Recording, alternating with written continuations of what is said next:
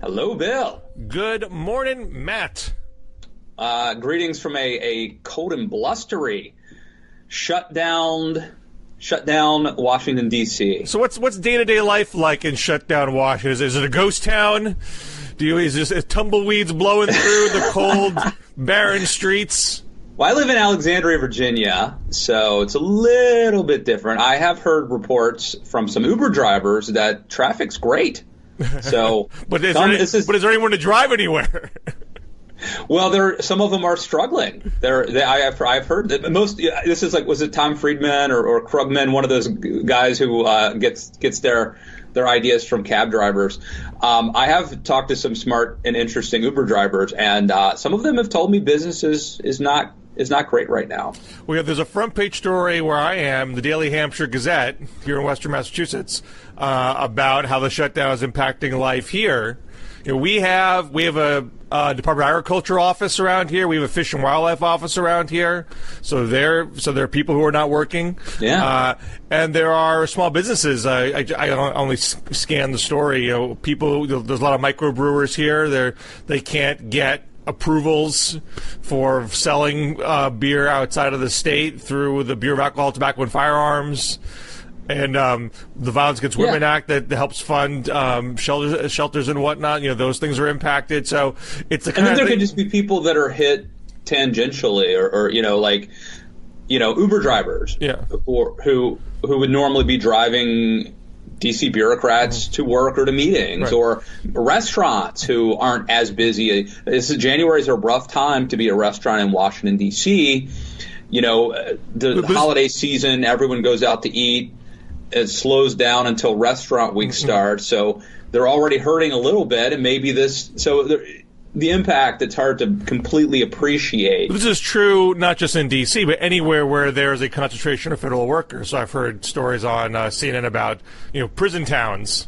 Was a federal prison, there's businesses around there that cater to the workers, like restaurants, that are getting hit. And I know you're a son of a prison guard, so that's not a federal prison, but still. But you understand what that day-to-day is like. Indeed. I guess that brings us to this interesting question about how much pain is there actually being felt. I know that the Trump administration has done things to alleviate some of the pain and thereby alleviate or lessen some of the political pressure that Trump might be getting to cave on the border wall. But I will say, I definitely think we see signs that there are some Republicans like Lisa Murkowski who are starting to back down from this. But it doesn't seem to me yet to be untenable. I don't see. I mean, what are we? I don't know what day we're on now, 19 or 20 or something. It doesn't seem to me to be like a panic has stricken the area. Well, we talked before. I argued before the shutdown that this would go on a long time because Trump is not susceptible to the same kinds of political pressures that other politicians have had. When Newt Gingrich had a shutdown, when Ted Cruz had a shutdown, they went in thinking they'd have the public on their side, and once after a couple weeks it was clear that they did not, that's when Republicans started to climb down and say, okay, let's stop the bleeding here. But Trump doesn't care about poll numbers. Trump doesn't have a soul that cares if there is pain in the heartland. He'll just say, oh, those prison workers, they're with me. They want the wall. They can miss a few paychecks. They know the greater good here. So all that stuff, I think, is irrelevant to him. But I argued in a piece for Politico this week that the one thing that might make him think twice about the path that he's on is if he is thinking he is keeping faith with his base, who have always put the wall ahead of almost everything else, at least in perception. Trump said during the campaign, when my rallies get boring, I say, we'll build the wall, and they go nuts. So he's always had that sense that it was important. I think there's evidence that the base is kind of shrugging their shoulders somewhat here. The polling numbers in general are party line. Who do you blame?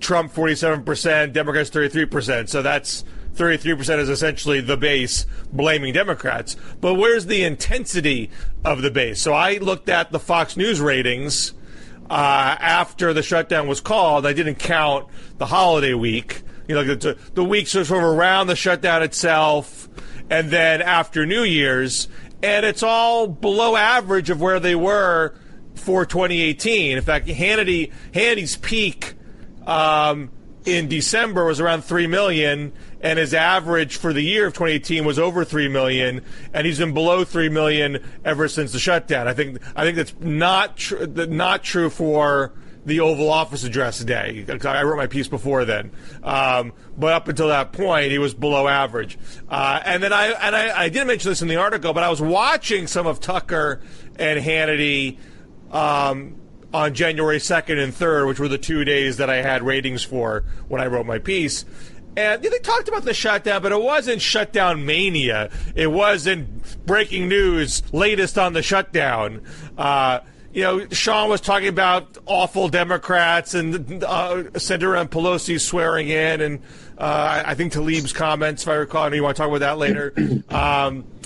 When Tucker talked about the shutdown, it was on one of the days, his main point was, can you believe these environmentalists that aren't picking up the trash at the national parks? Don't they care about the environment? We called them. They would have returned our calls. And he was showing B-roll of overflowing trash cans as if this was the greatest horror that we have seen in this past week. But it was like a 4-minute segment, and he kind of moved on. I don't get the sense that, if people who know where the heart of the base is, just for their crass commercial purposes, it is Fox News producers. And they haven't had the sense of, we need to talk about this 24/7 because the base wants us to talk about it. Yeah. So I guess that would suggest that there's a potential vulnerability or a crack that Trump may eventually back down. But when does that, I don't see how that really ends or how that plays out. I mean, maybe there's a way that Trump gets something and declares victory. But Nancy Pelosi, I think, doesn't have yet a huge incentive to let him save face. Trump would need to save face. Yeah, Trump can't save face with the help of Pelosi and Schumer. I think that is clear. There's no partial wall that they can give that would not completely wreak havoc within the Democratic Party.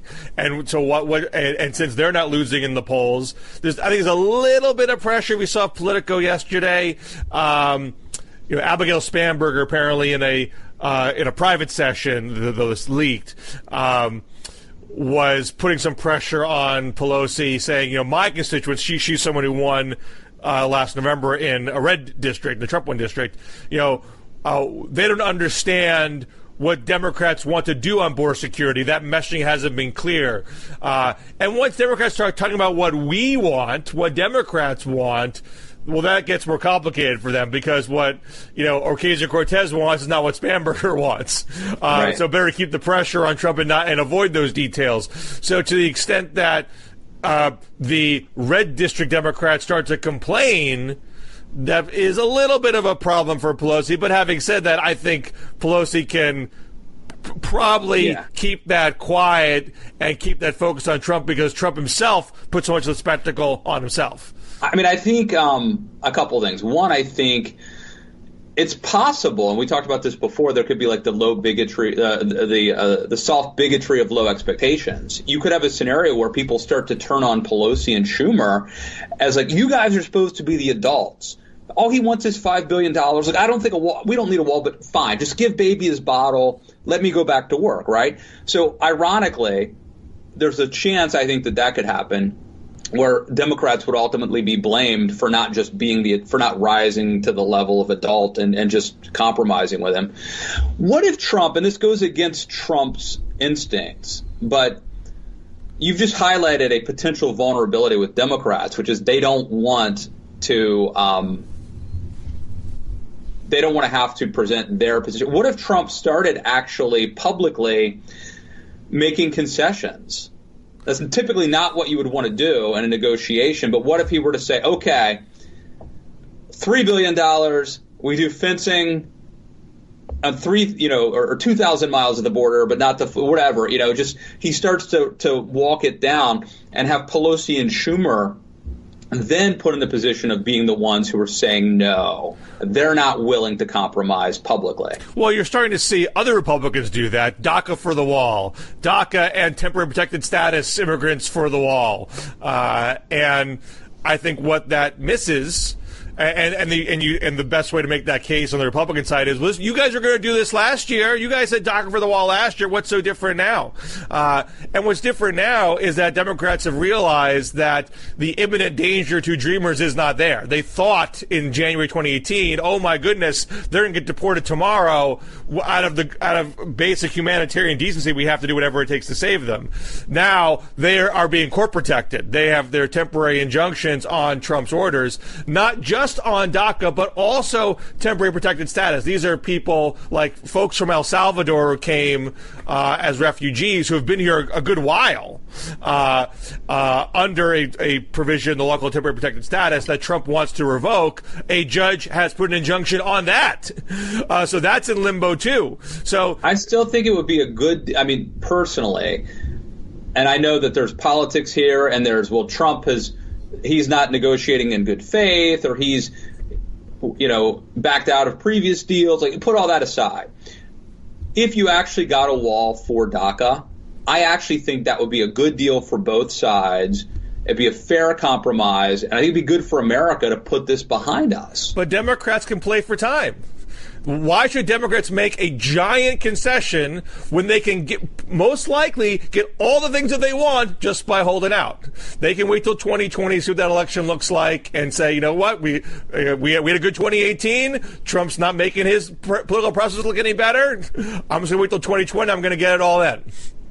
Well, this is the problem, though, when both sides, Republicans do this too, are playing politics. What you just described is, let's kick the can down the road. Let's postpone solving a problem because we may be in a better position 2 years from now to get everything we want. But your the presumption there is a problem. The Democratic president says there is not a problem. This is a manufactured crisis, and why should I indulge Trump in his manufactured crisis when the things that I want to fix, quote unquote, which are not imminently dangerous thanks to the judicial system, I'll deal with that in due course. Right. Okay, but I would say, years from now.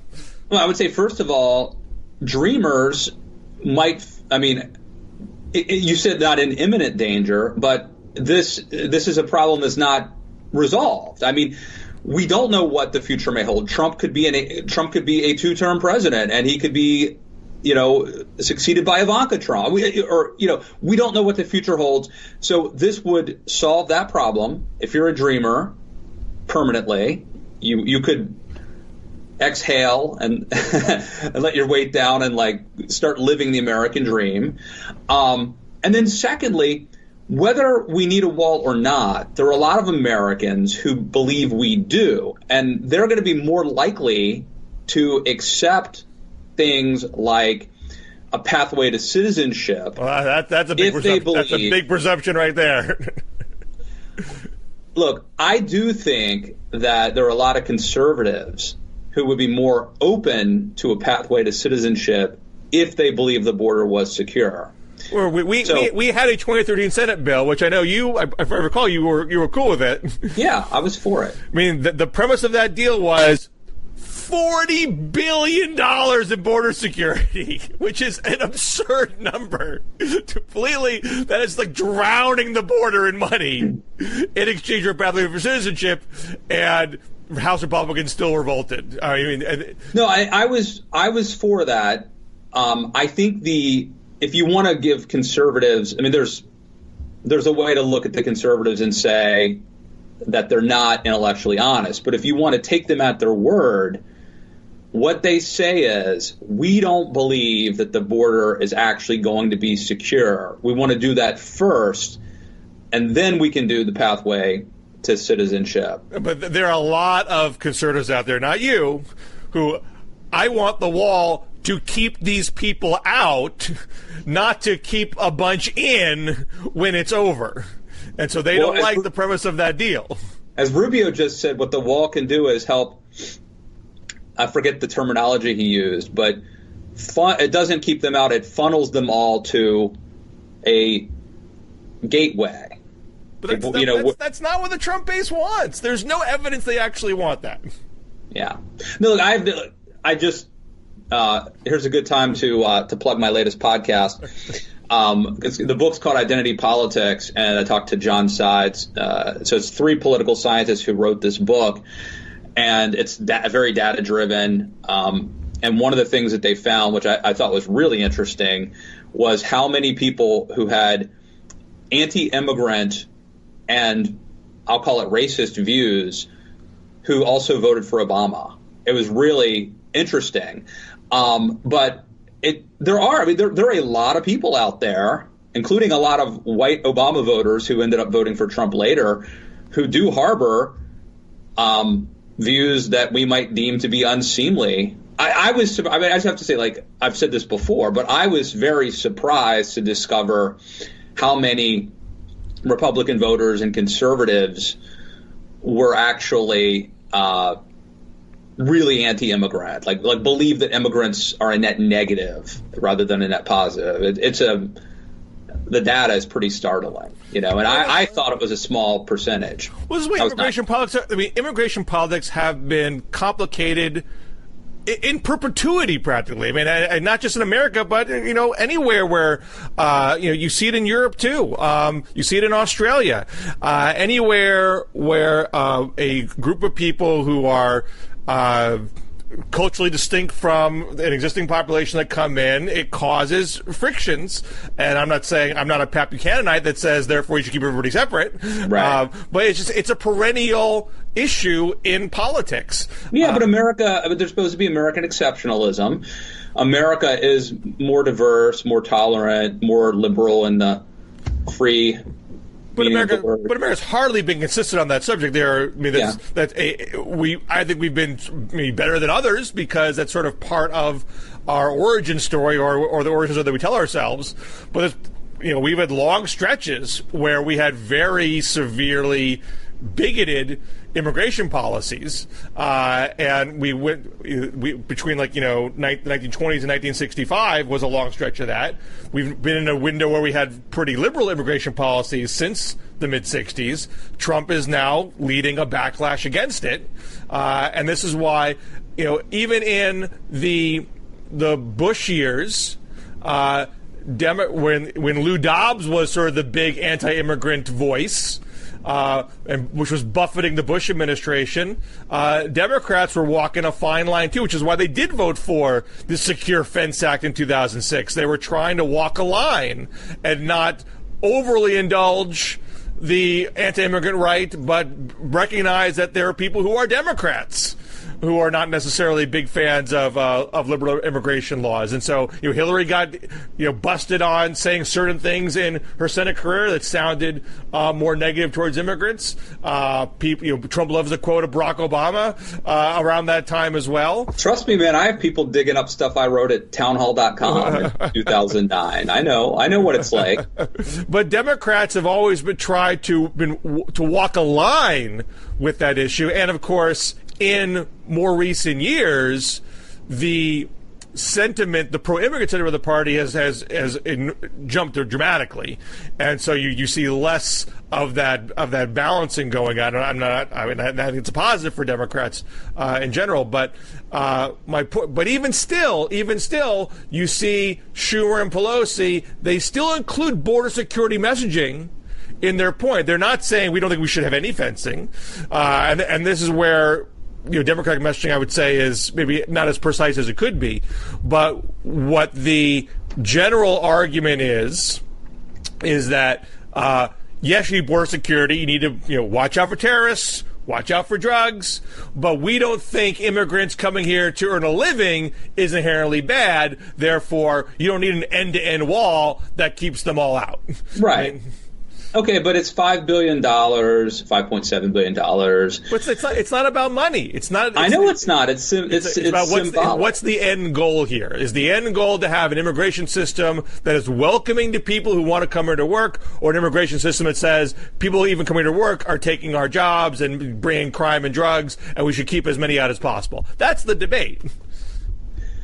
Right, but I would argue that it's perfectly legitimate for a country to have control of its borders, and that doing so actually might create the space to do things like a pathway to citizenship to actually solve some problems. Well, there are people on the left that criticized Obama, saying, why are you even bothering with any of this border security stuff? Why are you even bothering telling ICE to prioritize criminals and deport people? You're still breaking up families. You're still doing deportations. This is still cruel. And what did you get out of it? You got nothing. Republicans didn't do anything for you. And I think that's an unfair criticism, because I do think if you're ever going to have a deal, it's going to have to walk that line to some degree. You're never going to get majority of the House, supermajority of the Senate without anything on the border security front, just because it didn't get all the way in 2013. It did pass the Senate. It did get Republican votes in the Senate, so it wasn't totally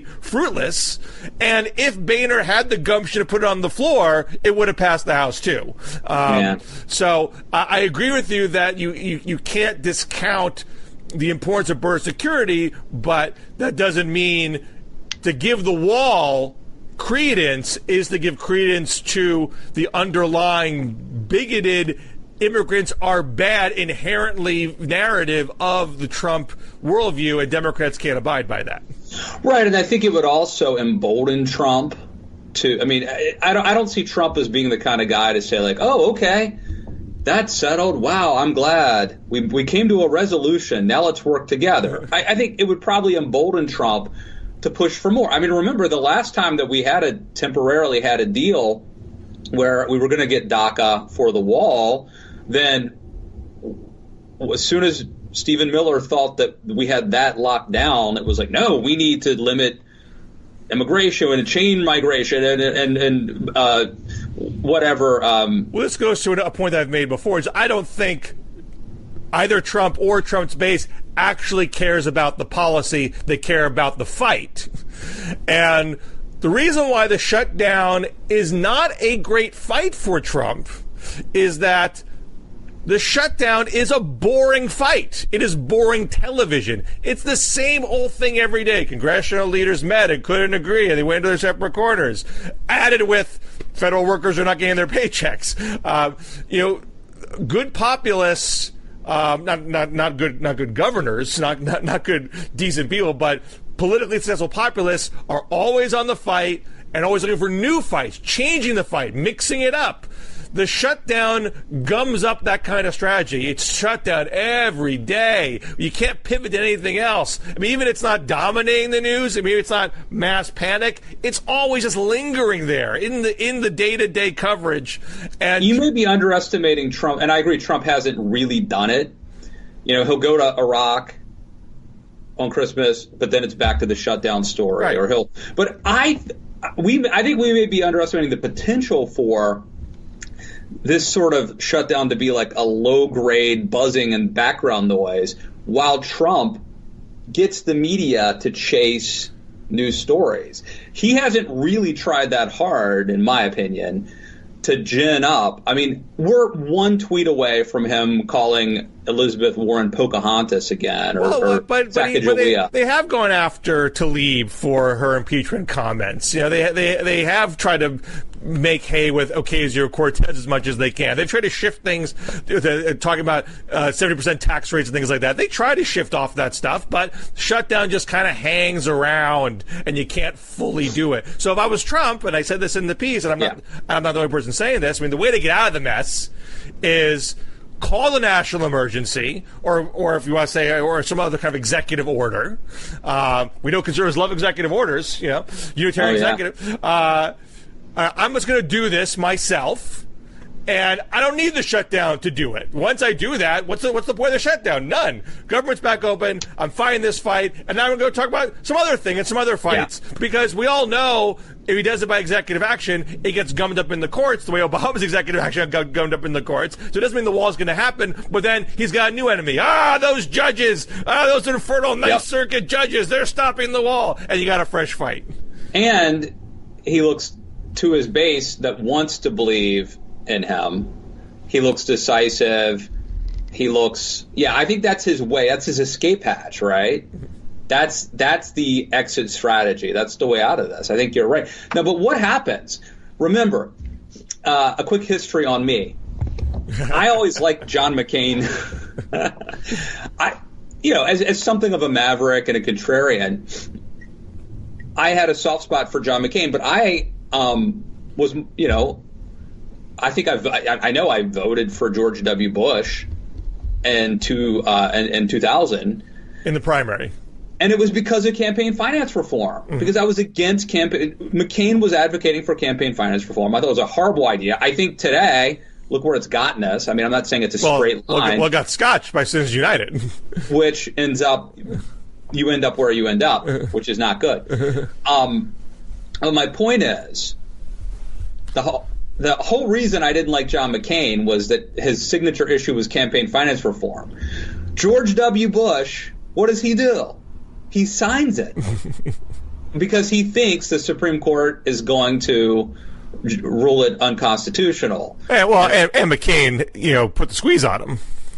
Yeah, but I voted for Bush because he was against campaign finance reform, and the thing he did was sign campaign finance reform. Right. Because they thought it was going to be unconstitutional. At least that's what we were told at the time. Like, don't worry. Don't worry. So we assume that the courts would stop the Trump administration from doing this via emergency executive order or whatever. What if they don't? It's possible. I can't predict what the courts would say. I can't predict what they would say, but it would take a long time to resolve. It wouldn't be a quick resolution. So the wall construction wouldn't happen immediately. And even beyond the constitutional question are the eminent domain questions, because all sorts of private. So there's no way a wall gets built in a speedy fashion.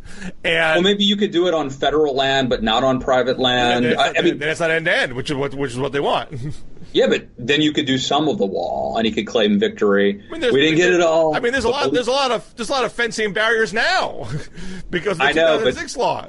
Perception, we see. Well, yeah. I mean, so long as Trump is fighting, I mean, maybe there's like a 10-foot chunk of wall he put up. Look what I've done. This is like an arrested development idea at this point, So I think all Trump needs to keep his base happy is the sense of activity and fighting. Or maybe it's like Spinal Tap, and they build instead of 30 feet, it's 30 inches. They get themselves a wall, something like that, a 30-inch tall wall. Look, I think so. Here's something that's been unspoken by us, but there's a real danger of precedent, right? So if presidents, and I know that there have been a lot of emergencies declared, but I don't think they've been done as egregiously as this. What if Obama could have just declared a state of emergency with our healthcare system and unilaterally put in single payer? Doesn't Trump open the door for future Democratic presidents to invoke national emergencies And I'd be very, very shocked that the Supreme Court made a ruling that left the door open that wide. They're not going to say, yes, the Constitution says presidents can actually do anything they want at any time just by calling a national emergency, and our checks and balances are completely out the window. Good luck, everybody. I don't think they're going to do that. Now, they might say this national emergency is okay because of it meets these parameters.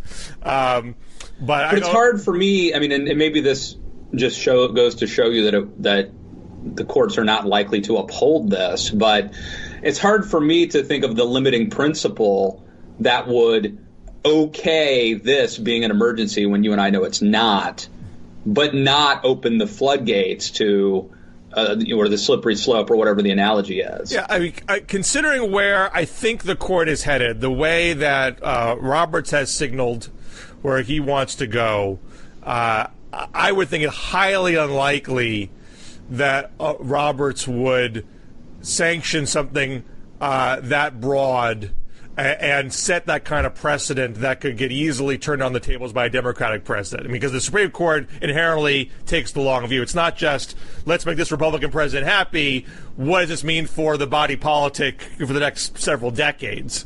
And if his legacy is, you obliterated the founding vision of checks and balances, I don't think it's where Roberts wants to go. That's just my opinion. So, at any event, I don't think it gets resolved by 2020. I think it's likely Trump's not president in 2021. The whole thing gets killed anyway. Do you think it's unlikely? Are you saying you think it's unlikely that Trump will be reelected? Is that what you just said? I think it's unlikely. I mean, I think the most likely way he gets reelected is if the anti-Trump majority divides and there's some kind of third-party candidacy, whether it's from the left or from the middle. So I'm not making flat declarations these days, but in a two-person race, based on all the data that we have to date, the fact that Trump has never been over 50%, the fact that he had a terrible midterm, the fact that he's not recalibrating in any respect, all that points to him not getting reelected. You know, we tend to elect these guys to 2 terms. Midterms mean nothing. In fact, maybe they're a predictor of success for reelection. I'm not as confident in that as you are. I think it's a jump ball, and I think it comes down to, it's not about Trump. Trump is who he is, right? That's baked into the cake. It's who do Democrats nominate, and what lessons of Trump are Democrats going to take, and who is the nominee? I think if Democrats nominate somebody good, they will win. If they nominate somebody bad, they will lose. Well, I mean, I would modify that. I think if they nominate somebody bad, quote unquote, I would say bad is someone who does not unify the anti-Trump majority. If there is somebody who is incapable of doing that because they're too far left and they lose the middle, or they're seen as too centrist friendly and the left breaks off, I think then you'd have a problem.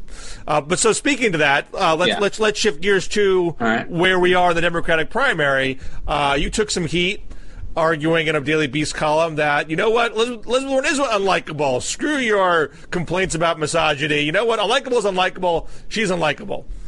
Yes. It's funny, man. I don't know how many columns I have to write criticizing Trump before people will quit calling me like a misogynist or a Trump hack. I don't, most people I'm sure who are pissed off at me don't know who I am, actually. It's not, but it is weird being in this position where I've spent so much of my time criticizing my side, trying to be like intellectually honest about that, and policing the right.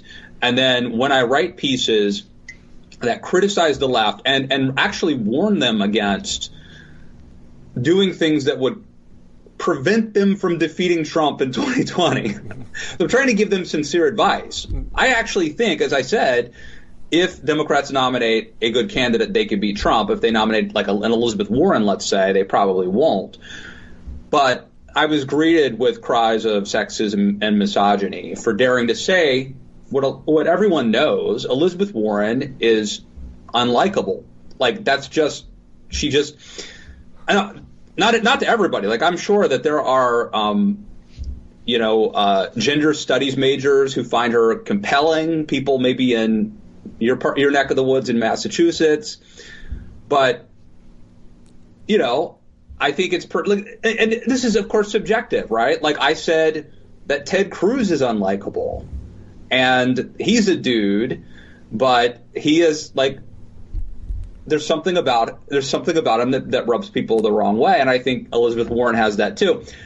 I dared to say that. And yes, the internets were not happy with me. So, well, I think it's correct that likability questions are raised for men and women. I mean, there's Steve Kornacki had a thread about this. You mentioned it in your piece. I mean, Ted Cruz, Al Gore, John Kerry, those sorts of questions do come up for men. I don't think that negates the question. Do they come up with women more frequently and more in more of a gendered context insofar as it becomes impossible or next to impossible for a woman to win an executive type position because no matter there's no acceptable prototype, there's no acceptable persona for a woman candidate to adhere to. It becomes an impossible standard to achieve. Right. The way to be likable for a woman is to do things that are not considered leaderly and not conducive to being a commander-in-chief.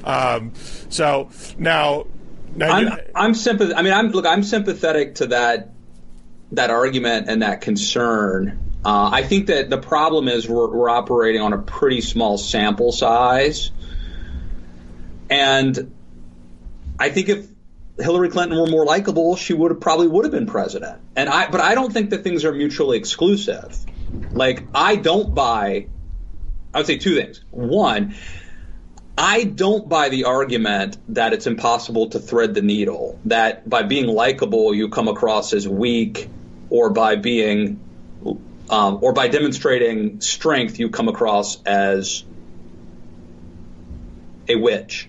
I don't buy. I think that's a false choice. I think there are a lot of people, including Nikki Haley. Now you could say, well, she's not running. As soon as she starts to run, then people will say that, I don't buy that. Maybe I'll be proven wrong. I think it's a small sample size. I think that's a bogus argument.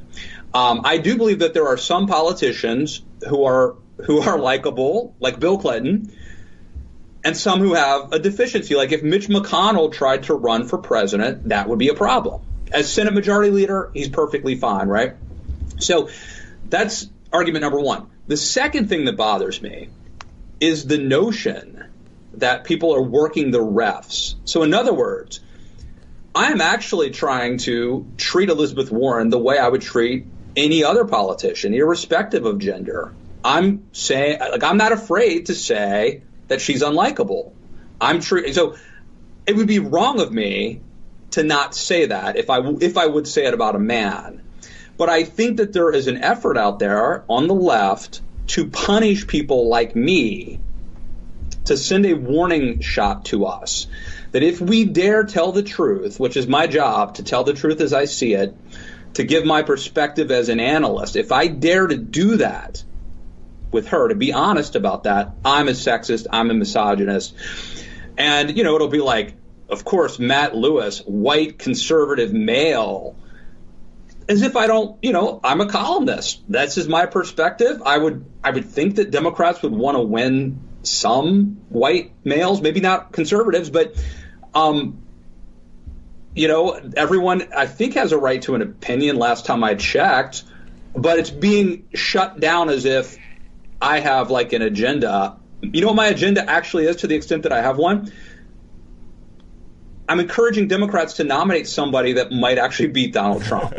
Well, to make you feel a little bit better, here in North End, Massachusetts, arguably one of the most liberal areas in the entire country, one of our local liberal talk show hosts on the local talk radio station here has a regular column in the paper, and he wrote I'm not so sure about Warren, I'm not sure she can win article the other day. I don't know what kind of guff he took for it, but, I mean, even around here, people do say things like that. Having said that, I do think Warren has benefited from this likability backlash, where people say, wait a second. I mean, there were people in 2016 on the left who were pro-Bernie and anti-Hillary, would say, Hillary can't win, Hillary isn't likable, they were even called sexist. They would say, no. I like Elizabeth Warren. I'd vote for Warren any day. It's just Hillary I don't like. And now all of a sudden you're saying, well, Warren, I'm not so sure. She can't win. It feels like goalpost moving. Now, maybe that's...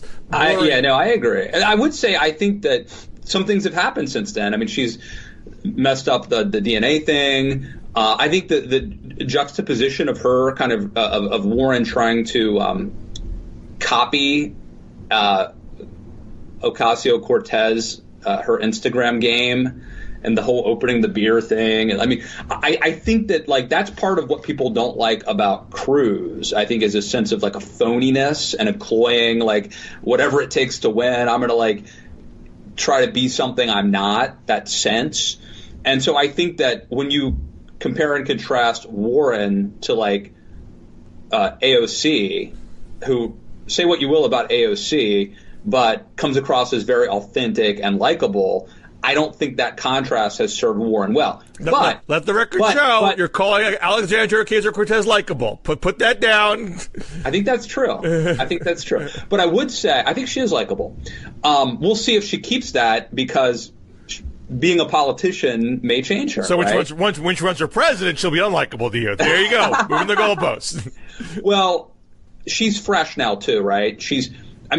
Rubio was probably more likable, and Paul Ryan was more likable in 2010. Marco Rubio. So let's see how it ages, right? And when adversaries point out things about you and you become more wedded to the system, I would be surprised if AOC could stay as likable, but we'll see. I would agree with you though, Bill. I think that people like me inadvertently help Warren, at least temporarily. Because the left is now rallying around her, and she needed that. That's a very good sign. She was in a bad spot. I mean, and I said this in my year-end piece. So she had the worst 2018. She started the year in double digits in primary polling. She ended around 3 or 4. The questions about electability were becoming significant, that she had to overcome it. And then she had a really good rollout. And part of the rollout was benefiting from the backlash, where people on the left were saying, wait a second, we're not going to get told who is likable and who's unlikable by a bunch of pundits. That's not fair to her, and it's not fair to women candidates in general. We're not going to stand for that. And I also think, and I argued this actually after the DNA video, which obviously in the short run was not good for her, but I do think that she has a more fully fleshed out worldview, narrative, issue set than almost anyone else is going to run. And so she was able to really hit the ground running, and not without any kind of uncertainty. It was not just platitude she was offering. She had a full case to make, and she made it very strongly. So I think those two things combined, when people say, wait a second, maybe, and this is why I'd push back on you on the basic likability point. I do not think she is fundamentally unlikable. There is a prototype of candidate, which is sort of, Reagan, Clinton, Obama, sunny optimist candidate, which probably is your best kind of option for a presidential race. I'm biased toward them. I like those people. And I think a lot of the times a candidate like that is going to win. Now, you have a president right now who's not that. You have a very angry, hard-edged president who, in many respects, is not likable at all. He's more of an anomaly, but he is there. And you have other candidates, like a Richard Nixon or a George H.W. Bush, who were not the sunniest, warmest candidates, but they came across better than the alternative. So those situations as well. Hillary Clinton had an edge. I think there's any way to pretend otherwise. She had an edge, and I personally liked her best when she showed that edge. I always thought that was the most authentic Hillary. She was like, screw the Benghazi hearing. What difference does it make? Like, that's the Hillary I like myself. It's not typically the kind of candidate that does well. I like the softer Hillary. I really do. She had different gears. She had different gears. She had a side to her that I thought was compelling. Yeah. But I think she was afraid to be vulnerable and to show that side. Well, I think it is harder for women candidates to hit that sweet spot because it is uncharted territory. No one has really solved the puzzle yet. But I think she got worse. I think that a 2007 or 8 Hillary Clinton would have been a better candidate, a presidential candidate. Ironically, she sort of regressed, I think, as a politician in terms of the likability part of it. So I think that, one of my biases here, and as much as I've been very transparent about it, I think Democrats this is not gender, it's age. It's age. I think that Democrats need generational change. And I think they need someone who is inspiring and fresh and can say that Donald Trump is a bridge to the past. See, he's gonna say nasty things and he's gonna attack them, and it's gonna be ugly.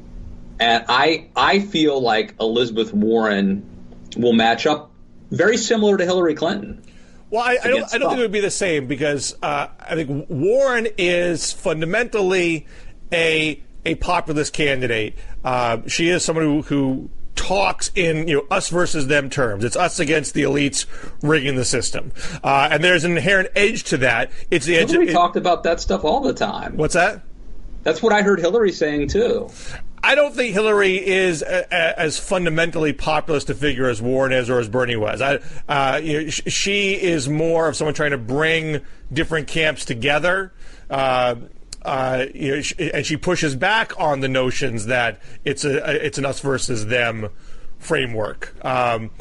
I mean, all Democrats, all politicians, it will always borrow elements of populism. No one's ever going to completely ignore it. But I think it's much more central to Warren's worldview and to Bernie's worldview, and because of that, and to Trump's worldview, and there's an inherent edge to that. It's never going to be purely sunniness when you're saying there's a bad guy over there that we have to ride together and beat. And Warren's career, and there was a great Politico piece. I think it was Michael Cruz at Politico who wrote it, who reminded folks, she got her start on Dr. Phil, talking about how to help middle class families get out of bankruptcy and avoid bankruptcy. So she's always had a sensibility of communicating to real America through real American mediums. I do think she lost that once she got elected, because she got a little too close to progressive political outfits. So she got looked upon more in an ideological frame, which made her more quote-unquote polarizing. But I think she does have a sense of what non-political Americans want to hear. She's never going to be sunny. That's not her thing. And so if you're looking for that, she's not going to be that. I like sunny. But I don't think she's somehow completely incapable and not understanding of how you connect with a non-progressive voter. I think she's been doing it. She had been doing it before she was in politics, and I think you see elements of that in the rollout this past few days. So I mentioned I had John Sides on my podcast, Matt Lewis in the News, to talk about this book, Identity Crisis. Some of the data that they demonstrated, these three political scientists in this book, were that Hillary Clinton did not perform better among women because she was a woman. She would have been, we all thought she was going to be the first female president. She actually didn't. But Trump performed much better among men than previous Republicans. So, well, Hillary did better with college-educated women, and worse with non-college educated women, so it became a wash. Yeah, but in the states that ended up mattering, That's Michigan, Pennsylvania, Ohio, Wisconsin, it probably benefited Trump. Yes, I agree. And Michael, I guess one question I would have is Elizabeth Warren going to change that dynamic, or is it the same thing? Maybe there is sexism out there, or misogyny, right? And if that is the case, then is it wrong for analysts to factor that in to analyses? Is that enabling and perpetuating bigotry, or is it just being honest? That's a legitimate question. I think, for whatever reason, Hillary Clinton didn't get a boost by virtue of being a woman from women voters, but Trump did among men.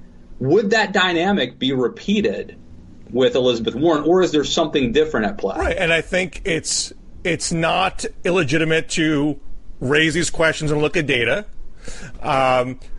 Clearly, if you want to win, it's not helpful to blind yourself to what information is available to you and pretend these obstacles don't exist. Having said that, there are people in 2008 who said, sotto voce and otherwise, America's not ready for a black president. America's not ready for a woman president. We got to have John Edwards. He can win in the South. He's a white male. That's our best bet. Now, and obviously, if Democrats made that choice, they would have had a big problem going into the general election. Obama was able to break new ground. Yeah. And to get back to what you're saying with that book. And I've talked about this in past articles. In fact, I read a lot of Michael Tesler's stuff before the book, and he informed my views about this. Yeah, so it's John Sides, Michael Tesler, and Anne Vavrick. I don't know. I don't know how to pronounce it. She's very well respected, and I got some pushback that I didn't have her on my podcast. Oh. She's invited on anytime. Okay. But Obama was very careful to not antagonize white, non-college educated people by pushing various cultural rebutts, didn't call them racist, didn't challenge their preconceived views. And in fact, in the famous More Perfect Union speech, counseled other liberals, don't give those guys a hard time. They got legitimate grievances about how they've been screwed economically. We got to be sensitive to that and understand that. He got a little burn with the whole clinging to guns and religion thing. But that was him talking privately to wealthy liberals at a fundraiser. Hey, you should be sympathetic where these people are coming from. I mean, talking about it in that sort of detached, analytical way didn't look good. But where he was coming from was, what? These people have had a hard time, and we need to reach out to them. And what did he do except go on to win 2 elections? Right. And so, and I know for those who are fans of the show, I'm repeating myself from past shows. Hillary's problem was that Obama was able to juice African American voters, youth voters, and do well enough with white working class voters because he wasn't pushing those cultural buttons. He wasn't pushing immigration and guns and police issues in 2008 or 2012. Those things really came up later in the second term when they thought, okay, we won 2 elections. Now it's time to go for the other things that are tougher. Hillary had to say, you know what?